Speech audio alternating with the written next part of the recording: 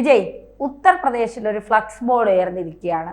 അതായത് ഉത്തർപ്രദേശ് നമുക്കറിയാം യോഗി ആദിത്യനാഥിന്റെ സംസ്ഥാനമാണ്. യോഗി ആദിത്യനാഥാണ് അവിടുത്തെ മുഖ്യമന്ത്രി. ആ മുഖ്യമന്ത്രിയുടെ മൂക്കിന് താഴെ ഒരു ഫ്ലക്സ് ഉയരുകയാണ്. ഫ്ലക്സിൽ രാമനായി രാഹുൽ ഗാന്ധി, അതായത് ഉത്തമ പുരുഷനായിട്ടാണ് നമ്മൾ രാമനെ ചിത്രീകരിക്കുന്നത്. എപ്പോഴും സീതയെ കാട്ടിൽ ഉപേക്ഷിച്ചെങ്കിൽ പോലും നമുക്കെപ്പോഴും രാമൻ ഉത്തമ പുരുഷനാണ്. ആ ഉത്തമ പുരുഷനായ ആര്? ശ്രീരാമൻ, രാഹുൽ ഗാന്ധിയും രാവണൻ, 10 തലയാ, തനി രാവണനായി മോദിയും. സീതയെ കാട്ടിൽ ഉപേക്ഷിച്ചത് എന്തിനാണെന്നുള്ള അതാണ് ശ്രീരാമന് മേൽ കിട്ടിയിട്ടുള്ള ഏറ്റവും വലിയ വിമർശനം. അപ്പോൾ ഒരു കാര്യം ചോദിക്കട്ടെ, ഞാൻ ചേച്ചിയോട് വ്യക്തിപരമായിട്ട് ചോദിക്കുന്ന ചോദ്യമാണ്. നിങ്ങൾക്കൊരു രാഷ്ട്രത്തലവനുണ്ടെന്ന് വിചാരിക്കുക. അന്ന് രാജാവ്, ഇപ്പൊ രാഷ്ട്രത്തലവൻ. അദ്ദേഹം സ്വന്തം കുടുംബത്തിന് മുകളിൽ സ്വന്തം കുടുംബത്തിന് മുകളിൽ രാജ്യത്തിന് സ്ഥാനം കൊടുക്കുന്ന ഒരാളെയാണോ രാഷ്ട്രത്തലവനായിട്ട് വേണ്ടത്, അതോ കുടുംബത്തിന് രാജ്യത്തിന് മുകളിൽ സ്ഥാനം കൊടുക്കുന്ന ആളെയാണോ വേണ്ടത്? രാഷ്ട്രത്തിന് സ്ഥാനം കൊടുക്കുന്ന ആളെയാണ്. ഒരിക്കലും ഒരു രാജ്യസ്നേഹി അല്ലെങ്കിൽ രാഷ്ട്രത്തലവൻ എന്ന് പറയുന്നത് എപ്പോഴും ഒരു രാജ്യമാകണം അദ്ദേഹത്തിന് എല്ലാം. അത് അന്നത്തെ കാലത്ത് അങ്ങനെയാണ് രാമൻ അത് ചെയ്തിട്ടുള്ളത്. അതായത് സീതയുടെ പവിത്രതയെ ചൊല്ലി രാമൻ ഒരിക്കലും സംശയമുണ്ടായില്ല. അത് ഈ പറയുന്ന അവിടുത്തെ പ്രജകൾക്ക് സംശയം തോന്നിയപ്പോൾ തീർച്ചയായിട്ടും അത് സാധൂകരിക്കേണ്ടതിന്റെ ഉദ്ദേശം രാമനുണ്ട്. രാമൻ അത് ചെയ്തു. പക്ഷേ ഇപ്പൊ പലരും പറയുന്ന രാമനേക്കാൾ എനിക്കിഷ്ടം സീതയോട് ചോദിക്കാതെ സീതയുടെ ശരീരത്തിൽ തൊടാത്ത രാവണനെയാണ്. പുരാണവും ഇതൊന്നും വായിക്കാതെ വന്നിരുന്നു. ഇപ്പൊ മഹാഭാരതം വായിച്ചിട്ട് കൃഷ്ണനേക്കാൾ കേമൻ കർണനാണെന്നൊക്കെ പറയുന്ന ആൾക്കാർ എന്നിട്ട് സീരിയൽ കണ്ടിട്ട് പറയുന്നവന്മാര് അത് വിടും. അതല്ല, അപ്പോൾ ഇവിടെ അങ്ങനെ സ്വന്തം കുടുംബത്തിന് മുകളിൽ രാജ്യത്തിനെ പ്രതിഷ്ഠിച്ചിട്ടുള്ള നരേന്ദ്രമോദിയാണ്. അത് ഒരിക്കലും രാഹുൽ ഗാന്ധി ആവില്ല. ഈ പറഞ്ഞ പോലെ വനവാസത്തിന് പലരെ അയച്ചിട്ടുണ്ടെന്നും കേൾക്കുന്നുണ്ട്. വനവാസത്തിന് രാമൻ ഒരുമിച്ചാണ് സീതയോടൊപ്പം വനവാസത്തിലാകുന്നത്. അതിൽ 2 വനവാസമുണ്ട് രാമന്റെ ജീവിതത്തിൽ. അത് 1-ാം വനവാസം ഒരുമിച്ചായിരുന്നു, 2-ാം വനവാസം സീത തനിച്ചായിരുന്നു.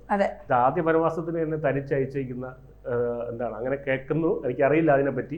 എന്തായാലും ഫ്ലക്സ് വനവാസത്തിന് അയച്ച അങ്ങനെ പലയിടത്തും ഉണ്ടെന്ന് കേൾക്കുന്നു. മലേഷ്യ, പട്ടായ, ബാങ്കോക്ക്, തുടങ്ങിയ സ്ഥലങ്ങളിൽ രാമന്റെ സീത വനവാസത്തിലാണെന്ന് കേൾക്കുന്നുണ്ട്. നമുക്കറിയില്ല. എന്തായാലും ഈ 11 കുശന് മാത്രമേ രാമന് മക്കളായിട്ടുള്ളൂ. യഥാർത്ഥ രാമന് ഇവിടെ 11 കുശന് മാത്രമല്ല, 12ഉം 13ഉം ഒക്കെ ഉണ്ട്. അപ്പൊ എന്തായാലും ഇവിടെ ദസറയോടനുബന്ധിച്ചിട്ടാണ് ഈ ഉത്തർപ്രദേശിലെ കോൺഗ്രസ് ആസ്ഥാനത്തിലാണ് സ്ഥാപിച്ചിരിക്കുന്നത് ഈ ഫ്ലക്സ്. അപ്പൊ നമുക്ക് അതുകൊണ്ട് തന്നെ ഇതുകൊണ്ട് എന്റെ ആസ്ഥാനത്ത് കൊണ്ട് വയ്ക്കണമെന്ന് പറയാനും പറ്റില്ല. കാരണം ആസ്ഥാനത്താണ് വച്ചിരിക്കുന്നത് ഫ്ലക്സ്. ഈ ഫ്ലക്സ് ബോർഡിൽ വൻ രാഷ്ട്രീയ വിവാദത്തിന് ഇപ്പൊ അവിടെ തിരികൊളുത്തിരിക്കുകയാണ്. അവിടെ ഓൾറെഡി ഐ ലവ് മുഹമ്മദ് എന്നും പറഞ്ഞിരിക്കുന്നതിന്റെ ഇടയിലാണ് രാഹുൽ ഗാന്ധി രാമനായിട്ട് അവിടെ അവതരിച്ചിരിക്കുന്നത്. ഞാനത് ആലോചിക്കുന്നത് അതല്ല, ഈ ഫ്ലക്സിൽ രാഹുലിനെ രാമനായിട്ട് വരച്ചവന്റെ ഒരു അവസ്ഥ ആലോചിച്ചത്. ഇങ്ങനെ അമ്പും വില്ലും ഏന്തി ഇങ്ങനെ നിൽക്കുകയാണ്. അതായത് നമ്മളിവിടെ കേരളത്തിലെ മാധ്യമങ്ങൾ അദ്ദേഹത്തിന് തീയാളി രാഹുൽ എന്ന് പറഞ്ഞ പോലെ ഇത് ഇവിടെ വില്ലാളി രാഹുലായിട്ട് ഇവിടെ നിൽക്കുകയാണ്. ഇപ്പോൾ വില്ലാളി കൊള്ളാം. ഇപ്പോൾ വില്ലാളി തീയാളിയായിട്ട് നിൽക്കുകയാണ്. ഇത് അങ്ങനെ ഒരു ആളിയായിട്ട് നിൽക്കുകയാണ് അദ്ദേഹം മൊത്തത്തിൽ. അപ്പോ ഒരു അമ്പും പിടിച്ചോണ്ടല്ലേ നിൽക്കണം. അതൊന്ന് വിടാൻ ഇങ്ങേർക്ക് അറിയാമായിരുന്നെങ്കിൽ ഇങ്ങേര് എന്നേ അല്ല ഇന്ത്യ വിടാൻ അറിയാം. പക്ഷെ അതൊരു 3 മീറ്ററിനപ്പുറം പോകുന്നില്ല എന്നുള്ളതാണ്.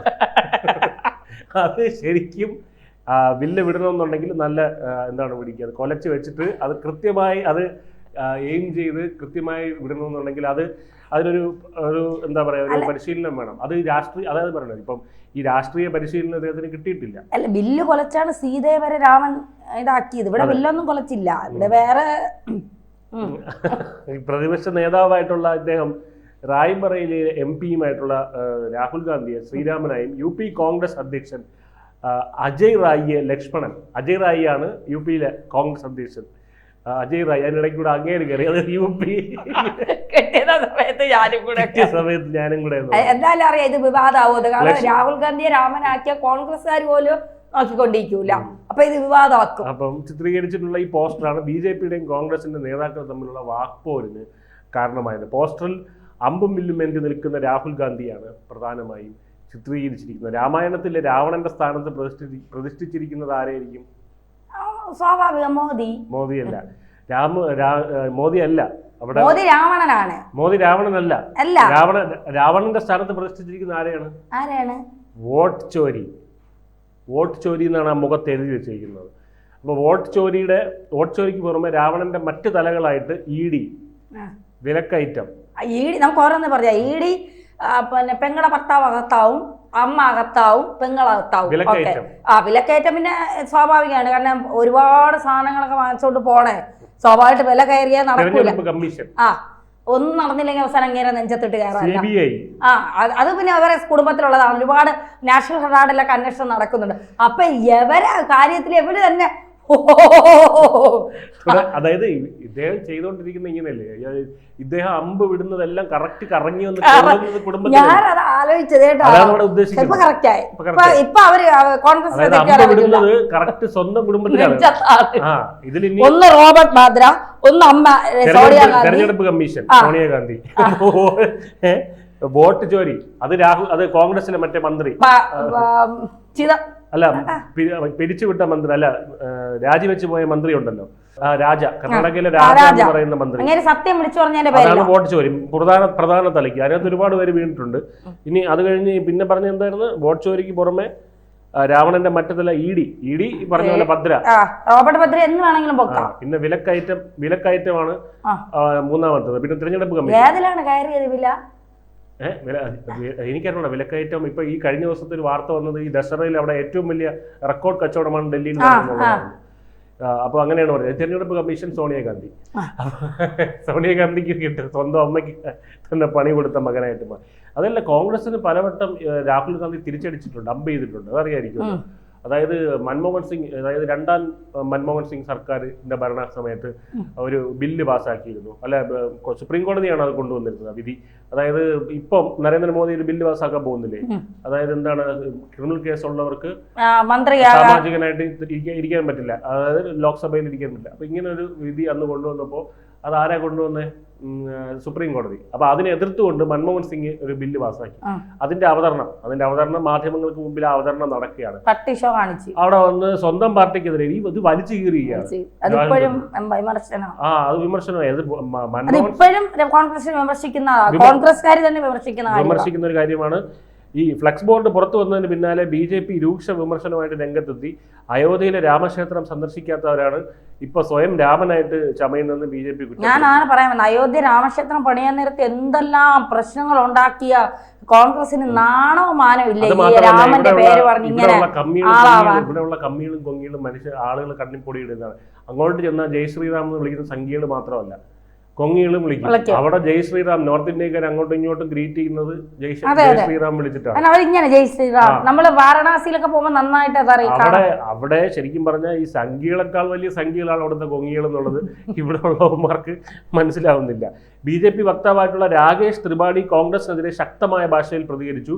സനാതന ധർമ്മത്തെ ബഹുമാനിക്കാൻ അറിയാത്തവരും രാമവിരുദ്ധരുമാണ് അവർ. ഇതുവരെ അയോധ്യ ക്ഷേത്രത്തിൽ ദർശനം നടത്താൻ തയ്യാറാകാത്ത ഇവർ ഇപ്പോൾ രാമനാകാൻ ശ്രമിക്കുന്നു. കഷ്ടം. ഹിന്ദു ദൈവങ്ങളെ അപമാനിക്കുന്നത് കോൺഗ്രസിന്റെ ഒരു ശീലമാണ്. അതായത് ഇതിനകത്തൊരു ഇതുണ്ട്, ഹിന്ദു ദൈവങ്ങളെ അപമാനിക്കുന്നത്. അതായത് അവിടെ ആരെയാണ് രാമനായിട്ട് വരച്ചത്? രാഹുൽ ഗാന്ധിയല്ലേ രാമനായിട്ട് വരച്ചത്. അതാണ് അപമാനം എന്ന് ഉദ്ദേശിക്കുന്നത്. അത് മാത്രമല്ല, സനാതന ധർമ്മം എന്ന് പറഞ്ഞപ്പോൾ ഞാൻ ആലോചിച്ചത്, അങ്ങനെയാണെങ്കിൽ ഇന്ത്യ മുന്നണിയിൽ നിന്ന് സ്റ്റാലിനെ അവർ ഇറക്കി വിടുവല്ല. കാരണം സനാതന ധർമ്മത്തെ ഉന്മൂലനം ചെയ്യാൻ നടക്കുന്നവരല്ലേ ഉദയനിധിയും സ്റ്റാലിനും. പറഞ്ഞത് BJPയുടെ വക്താവാണ് പറഞ്ഞത്. BJPയുടെ വക്താവ് അല്ല, ഇവര് രാഹുൽ ഗാന്ധി രാമനായിട്ട് പിന്നെ കൊണ്ടുവരുമ്പോൾ അത് സനാതന ധർമ്മത്തിന് നേരെ ഇവര് നിൽക്കുന്നതെന്നല്ല അല്ലേ എന്റെ അർത്ഥം. സനാതന ധർമ്മത്തെ എതിർക്കുന്നവരല്ലേ ഉദയനിധി സ്റ്റാലിനും ഒക്കെ. അങ്ങനെയാണെങ്കിൽ ഇന്ത്യ മുന്നണിയിൽ അവർ ഇറങ്ങി പോകണ്ടേ? എന്തായാലും BJPയുടെ വിമർശനങ്ങൾ ഉടൻ തന്നെ കോൺഗ്രസ് യുവജന വിഭാഗം NSUI vice president Aryan Mishra മറുപടി നൽകി. ഹിന്ദുക്കളുടെ സംരക്ഷകരാകാൻ BJPയെ ഇവിടെ ആരും ക്ഷണിച്ചിട്ടില്ല. വ്യക്തിപരമായ രാഷ്ട്രീയ നേട്ടങ്ങൾക്ക് വേണ്ടി മാത്രമാണ് BJP നേതാക്കൾ ശ്രീരാമനെ കുറിച്ച് സംസാരിക്കുന്നത്. ഇത് മറ്റേ ലക്ഷ്മണൻ തള്ളിവിട്ടായിരിക്കും.